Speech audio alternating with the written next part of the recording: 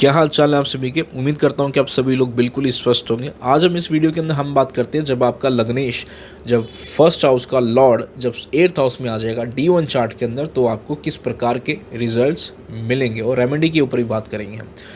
जो आठवां घर है वो क्या क्या चीज़ों को कैरी करता है, पहले हम उसके ऊपर थोड़ी सी नज़र डालते हैं। आठवां घर एक मेजर ट्रांसफॉर्मेशन का भाव है।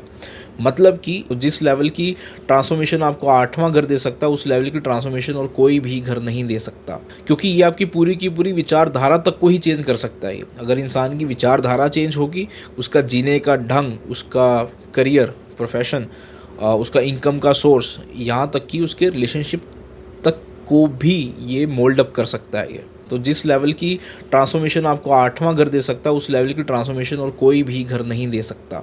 तो मेजर ट्रांसफॉर्मेशन का भाव है, ये मृत्यु का भी भाव है और साथ में लॉन्जिविटी का भी भाव है। यहाँ से दूसरों का पैसा भी देखा जाता है। वो सभी एक्टिविटीज़ देखी जाती हैं जो कहते हैं ना, अचानक से हो जाए, अचानक से प्रॉफिट हो रहा है, अचानक से नुकसान हो रहा है, वो सारी चीज़ यहीं से देखी जाती हैं। इंसान की हिडन पावर्स को, हिडन नॉलेज को यहाँ से देखा जाता है।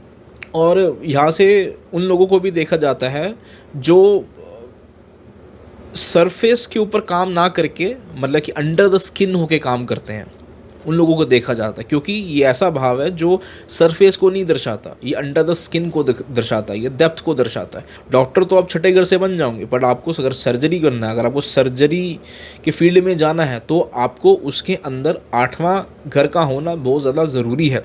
आठवें घर से एस्ट्रोलॉजर्स भी देखे जाते हैं, मंत्र उच्चारण भी देखा जाता है, मंत्र सिद्धि भी देखी जाती है, सुपर ह्यूमन नेचुरल पावर्स देखी जाती है, रेकी, मेडिटेशन, किसी तरीके की रिसर्च के फील्ड के लोग हो जाएं, अपने डेवलपर्स हो जाएं, ऐप डेवलपर्स। क्योंकि ऐप डेवलपर्स मैं क्यों कह रहा हूँ यहाँ पे, क्योंकि सतह के ऊपर क्या है, उसके पीछे का हमें कोडिंग, हमें उसके पीछे की लैंग्वेज नहीं पता। ठीक है, आठवें घर से तंत्र भी जुड़ा हुआ है। अब आपको समझाता हूँ तंत्र का बेसिकली कहने का तात्पर्य क्या है, तंत्र होता क्या है। तंत्र बेसिकली एक ऐसी चीज़ होती है, किसी भी चीज़ की मैकेनिज़्म को या उसके सिस्टम को समझ के उसको डिफ़ाइन करना, उसको तंत्र कहा जाता है। अब ये जो तंत्र है वो साइंटिफिक के वे के अंदर भी हो सकता है, वो चीज़ अपनी एस्ट्रोलॉजिकल फॉर्म के अंदर भी हो सकती है, टेक्निकल फॉर्म के अंदर भी हो सकती है। टेक्निकली फॉर्म के अंदर कैसे हो सकती है, जैसे कि डेवलपर्स हो गए, और साइंटिफिक फॉर्म में कैसे, मेडिकल फॉर्म के अंदर कैसे हो सकती है, जैसे कि सर्जन वाले हो गए लोग, कोई जो डॉक्टर जो सर्जरी कर रहे हैं, क्योंकि उनको पहले उस चीज़ के बारे में गहन अध्ययन करना पड़ रहा है, डेप्थ में जाना पड़ रहा है, तब जाके वो चीज़ वो कर पा रहे हैं।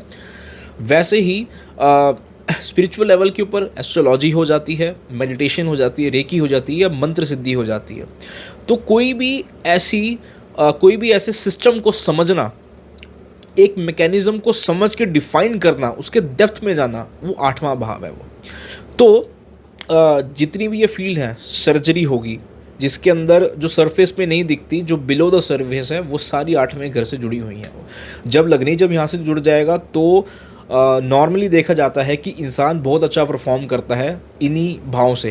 तो अगर ऐसा इंसान जिसका लग्नेश छठे में हो, अगर वो इसी फील्ड के अराउंड अपनी जॉब या प्रोफेशन पिक करे, तो उसके लिए बहुत अच्छा रहता है, वो बहुत अच्छा परफॉर्म करता है। बेसिकली वो ब्लेस्ड होता है इन चीज़ों से, उसके अंदर कॉन्सेंट्रेशन लेवल कहते हैं ना, एक एक्स्ट्रा ऑर्डिनरी होगी, ब्लेस्ड होगा। आठवां घर अति भी है, किसी भी चीज़ को एक्सट्रीम पे लेके जाना। अब वो चीज़ इंसान अगर मान लो कि कोई बंदा पढ़ाई कर रहा है किसी चीज़ के ऊपर, तो वो एक्सट्रीम में लेके जाएगा, बिल्कुल डीप में लेके जाएगा कि पढ़ता रहेगा।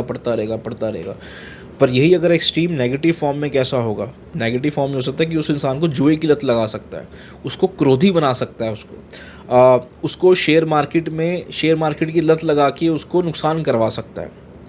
ये इसके साइड इफ़ेक्ट्स हैं। साथ में उसको पर स्त्रीगामी बना सकता है, बेसिकली दूसरों की स्त्रियों पे नज़र रखने वाला कह सकते हो। अब ये क्यों कहा है, क्योंकि ये जो आठवां भाव है, ये 9वें से 12वां बैठा हुआ है, तो ये धर्म की हानि बन जाता है। उन कार्यों में इंसान की एनर्जी को लगाएगा जहाँ से धर्म की हानि हो, अगर उसकी प्लेसमेंट ठीक ना हो। अगर उसकी प्लेसमेंट ठीक है तो अगर उस इंसान का जो लग्नेश आठवें में बैठा हुआ है, प्लेसमेंट अच्छी है, अच्छी अवस्था में बैठा हुआ है, तो ऐसा इंसान इन फील्ड में बहुत अच्छा परफॉर्म करेगा।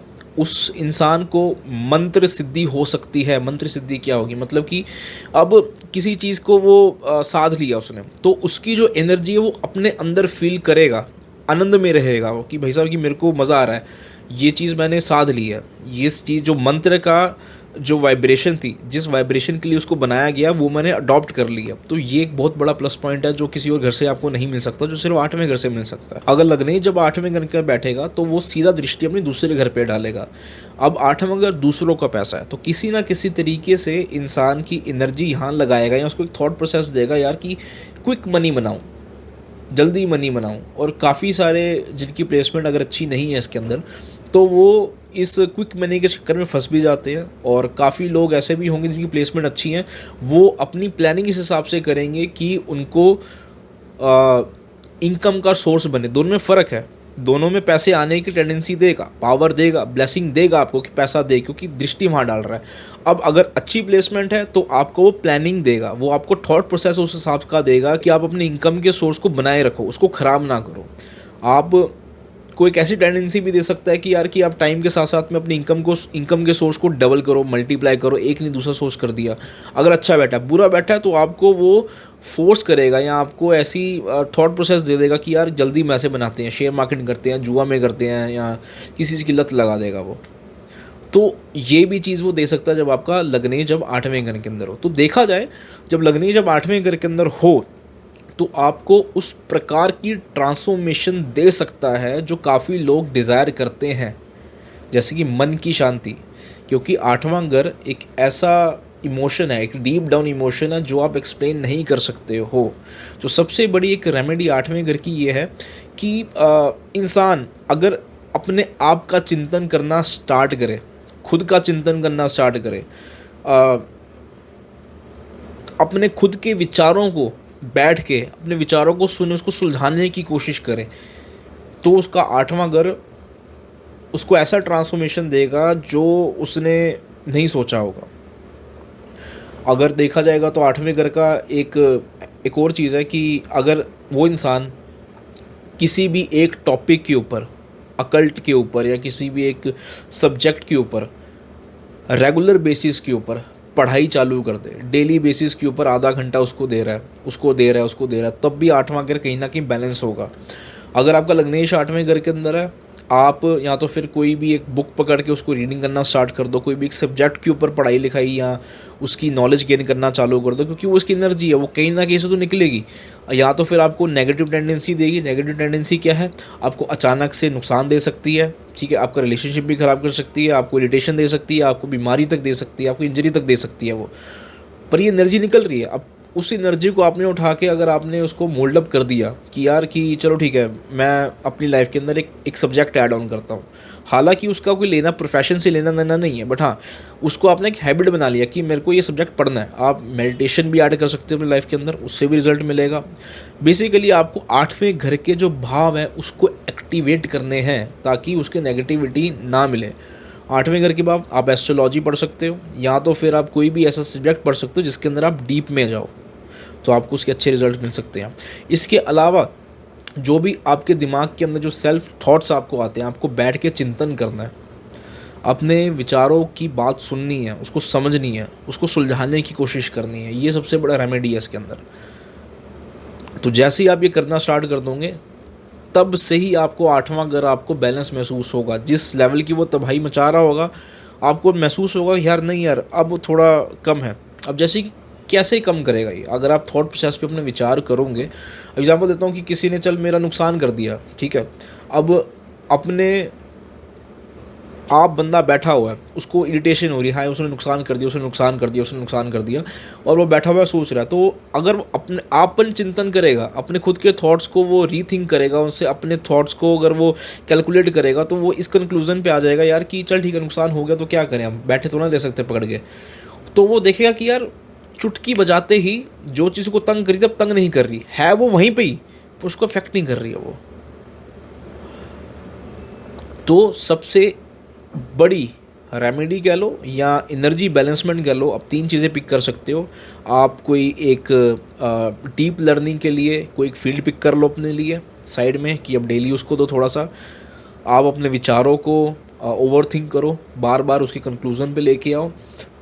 तीसरा, आप अपने लाइफस्टाइल के अंदर मेडिटेशन, रेकी या एस्ट्रोलॉजी जैसी चीज़ों को ऐड ऑन करो, क्योंकि धर्म का भी भाव है एक तरीके से। जब आप उस घर को यूटिलाइज़ कर लोगे तो इस घर के जो नेगेटिव रिजल्ट्स हैं वो फिर आपको नहीं मिलेंगे। फिर आपको जो भी ये ट्रांसफॉर्मेशन देगा वो अच्छे ही देगा। ये उसने बुरे नहीं देने हैं, उसने अच्छे ही देने हैं। जब आप इसकी एनर्जी को यूटिलाइज़ कर लोगे तो जो भी ट्रांसफॉर्मेशन देगा, चाहे धीरे दे चाहे जल्दी दे, वो बेहतरीन ही देगा, आपको एक अच्छा इंसान बनाने की ओर ही लेके जाएगा। अगर आप देखो, आपको एग्जांपल दिया कि उसने मेरा नुकसान कर दिया, चल ठीक है कर दिया, अब क्या कर सकते, कुछ नहीं कर सकते, अब आगे बढ़ते हैं। तो ये विचारधारा से आप कहाँ जाओगे? नुकसान आपका नहीं, आप नीचे नहीं जा रहे, आप ऊपर ही जा रहे हो। पहले स्टार्टिंग में आपको इम्प्लीमेंट करने में दिक्कत आएगी, पर एक हफ्ते बाद जब दोबारा से ये लाइफ में इंसिडेंट होगा, दोबारा से कहीं ना किसी तरीके से आपको नुकसान होगा, कोई सडन इवेंट आ गया जिससे आपको नुकसान हो गया, तो आपकी विचारधारा ऐसी पोलाइट हो जाएगी कि आपको ज़्यादा फ़र्क नहीं पड़ रहा। फिर उसके बाद क्या हो रहा है कि आपकी सेल्फ डेवलपमेंट होने लग गई है। आप में ट्रांसफॉर्मेशन, एक ऐसा ट्रांसफॉर्मेशन आ रहा है जो आप पैसों से नहीं खरीद सकते। तो जो 8वां भाव है वो मोक्ष त्रिकोण का भाव ही। मोक्ष त्रिकोण कौन कौन से कुंडली के अंदर? 3 मोक्ष त्रिकोण है, चौथा, 8वां और 12वां। ये ऐसे भाव है जहाँ से अगर हम पैसा एक्सपेक्ट ना करें तो अच्छा है। यहाँ से हम अपनी कहते हैं ज़िंदगी को बिल्कुल, कहते हैं ना, एक फॉरगिवनेस वाली ज़िंदगी जीना सीखना। अगर आपने इस प्लैनेट को, इस घर को यूटिलाइज़ करना है, अगर आपका लग्नेश यहाँ पर है, अगर आपने ये विचारधारा एडमिट कर ली फॉरगिवनेस वाली, अगर आपने अपने थॉट प्रोसेस को सुलझाना चालू कर दिया, तो आपको, कहते हैं ना, मोक्ष क्या है? मोक्ष है किसी एक लगाव चीज़ से मुक्ति पाना। यहाँ पे मोक्ष की बात वो नहीं हो रही कि आपको स्वर्ग या नरक में जाना है, वो नहीं। मोक्ष का मतलब है कि मुझे मोक्ष मिल गई यार, कि मैं किसी एक लड़की से प्रेम करता था और उसके साथ मेरा विवाह नहीं हो पाया या हम साथ नहीं रहे, पर मेरे को उससे अटैचमेंट है। अब मैं मुक्त हो गया उससे, क्योंकि मैं मूव ऑन हो चुका हूँ उससे। अब मैं उसको याद नहीं करता हूँ, अब मेरे को उसकी यादें दुख ही नहीं करती हैं। इसका मतलब मैं मोक्ष मिल गया। तो यहाँ पे मोक्ष का मतलब पैसों से लेना नहीं है। यहाँ का जो मोक्ष का मतलब आपका उससे नहीं है कि आपको स्वर्ग में जाऊँगे, नरक में जाऊँगे। यहाँ पे मोक्ष का मतलब है जो चीज़ से आप अटैच हो एक तरीके से, उससे आप मुक्त हो गए हो, आपको मोक्ष की प्राप्ति हो रही है, आप बिल्कुल ही फ्री हो गए हो। जब फ्री होगा तो अपलिफ्ट होगा, वो नीचे नहीं जाएगा वो। तो चौथे, 8वें और 12वें भाव एक ऐसे मोक्ष त्रिकोण है कुंडली के अंदर जो आपको मोक्ष देने की टेंडेंसी रखता है। जब आपको 8वां का ट्रांसफॉर्मेशन देगा या आप उसके जोन के अंदर ट्रांसफॉर्मेशन करोगे, तो आप इन द एंड रिजल्ट आपको क्या मिलेगा? आपको कहीं ना कहीं, अगर आप अपनी आंखें बंद करके चिंतन करोगे तो बोलोगे मुझे मोक्ष मिला यार, मुझे कहीं ना कहीं रिलीफ मिला, मैं आज़ाद फील करता हूँ। आपको एक और एग्जांपल देता हूँ। जैसे कि आप जॉब कर रहे हो, अगर किसी बंदे का 8वें घर के अंदर लग्नेश बैठा हुआ है, किसी का किसी भी और भाव के अंदर बैठा हुआ है, वो अपनी नॉर्मल लाइफस्टाइल जी रहा है, उसको हिट नहीं करेंगी चीज़ें। पर जैसे ही उसका 8वें घर के अंदर बैठा होगा ना, तो उस बंदे को ना हिट करेंगी चीज़ें, वो ना डीप में जाने लग जाएगा चीज़ों के। वो बैठे बैठे विचार करेगा, यार क्या मैं ज़िंदगी में ठीक कर रहा हूँ? क्या जो कर रहा हूँ, क्या यही ज़िंदगी है जीने की? क्या ज़िंदगी को जी रहा हूँ कि काट रहा हूँ? तो बहुत डीप में चले जाएगा अपने थॉट्स के साथ। तो जब वो इस पर काम करने चालू कर देगा ना, तो वो अपने अंदर से ही खुश रहना चालू कर देगा, क्योंकि ये डीप इमोशंस है जो इमोशन बता नहीं सकते हो। तो जिस इंसान ने अपने 8वें घर को, या जिसका लग्नेश 8वें घर के अंदर है और उसने इस घर को बैलेंस कर लिया, इस घर को समझ लिया, अपने थॉट प्रोसेस को सॉर्ट कर लिया, तो वो इंसान अंदर से हमेशा खुश ही रहेगा। उसको चाबी मिल जाएगी कि ये भाई, ये मेरी खुशी की चाबी है, और ऐसी खुशी की चाबी जिसे कोई ले नहीं सकता। स्वयं वही अपनी चाबी को खो सकता है। जब लग्नेश 8वें में हो, तो जो आपकी खुशी की चाबी है, वो आपके अंदर ही आपको ढूंढनी पड़ेगी बस। ये इसका राज है 8वें घर का। 8वें घर से और भी सारी चीज़ें देखी जाती हैं, पर ये शायद से ऐसी चीज़ हैं जो इम्पॉर्टेंट रोल प्ले करती है इंसान के लिए। हर बार पैसा भी ज़रूरी नहीं होता, कई बार इनर पीस बहुत ज़्यादा ज़रूरी होता है। उम्मीद करता हूँ कि आपको ये मेरी वीडियो पसंद आई हो। अपने जो रिव्यूज़ है कमेंट्स में देना, और अगर आप अपने घर का वास्तु करवाना चाहते हो या अपने घर को पूरा वास्तु के अनुसार रीडिज़ाइन करवाना चाहते हो तो बायो के अंदर लिंक है, आप वहाँ जाके इंस्टाग्राम पे डीएम कर सकते हो, तो मेरी टीम आपसे कनेक्ट कर लेगी। आप मेरे से सेशन लेना चाहते हो तब भी आप वहाँ डीएम कर सकते हो, और मिलते हैं आपको अगले वीडियो में। धन्यवाद।